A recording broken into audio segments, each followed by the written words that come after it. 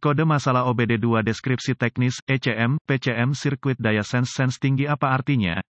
Ini adalah kode masalah diagnostik generik (DTC) dan berlaku untuk banyak kendaraan OBD2 1996 baru. Itu mungkin termasuk tetapi tidak terbatas pada kendaraan dari Chevrolet, Ford, VW, Jeep, Audi, Chrysler, Dodge, Cadillac, Dell. Meskipun generik, langkah-langkah perbaikan yang tepat dapat bervariasi tergantung pada tahun, pembuatan, model, dan konfigurasi powertrain. Ketika kode P0690 disimpan, itu berarti modul kontrol powertrain (PCM) telah mendeteksi suatu kelainan pada relay yang memasok tegangan. Kode khusus ini akan disimpan jika tegangan rangkaian sensor relay daya melebihi parameter maksimum yang diizinkan. Relay daya PCM digunakan untuk menerapkan tegangan baterai dengan aman ke sirkuit PCM yang sesuai. Ini adalah relay tipe kontak yang diaktifkan dengan kabel sinyal dari saklar pengapian. Jenis relay ini biasanya menggunakan desain 5 kawat. Tegangan baterai konstan diterapkan pada 1 kawat, tanah di atas yang lain. Sirkuit ketiga membawa sinyal dari saklar pengapian dan tegangan suplai keempat ke PCM. Kawat kelima adalah rangkaian indra power relay, digunakan oleh PCM untuk memonitor tegangan relay daya. Jika PCM mendeteksi kondisi tegangan tinggi pada sirkuit indra relay daya, kode P0690 akan disimpan dan lampu indikator kerusakan (MIL) dapat menyala. Modul kontrol powertrain PCM tipikal, terbuka. Apa keparahan DTC ini?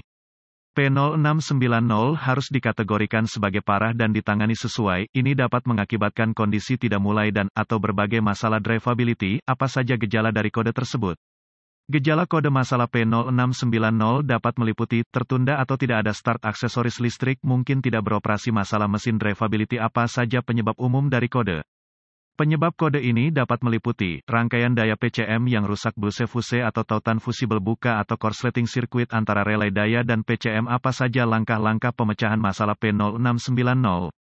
Pemindai diagnostik dan volt ohmmeter digital (DVOM) akan diperlukan untuk mendiagnosis kode P0690. Sumber informasi kendaraan yang andal juga akan diperlukan. Dari sini Anda akan mendapatkan diagram alir diagnostik, diagram kabel, tampilan wajah konektor, diagram pin-out konektor, dan pencari komponen. Anda juga akan menemukan prosedur dan spesifikasi pengujian komponen dan sirkuit. Semua informasi ini diperlukan untuk berhasil mendiagnosis kode P0690. Hubungkan pemindai ke port diagnostik kendaraan dan ambil semua kode yang tersimpan dan bekukan data bingkai. Catat informasi ini karena mungkin terbukti bermanfaat jika kode tersebut terbukti intermiten. Setelah merekam semua informasi terkait, kosongkan kode dan uji coba kendaraan. Jika mungkin, sampai kode disetel ulang atau PCM memasuki mode kesiapan. Jika PCM memasuki mode kesiapan, kode tersebut terputus-putus dan akan semakin sulit didiagnosis. Kondisi yang menyebabkan P0690 disimpan mungkin perlu memburuk sebelum diagnosis yang akurat dapat dicapai. Di sisi lain, jika kode gagal diatur ulang dan tidak ada gejala drivability yang dipamerkan, kendaraan dapat dioperasikan secara normal. Konsultasikan sumber informasi kendaraan Anda untuk buletin layanan teknis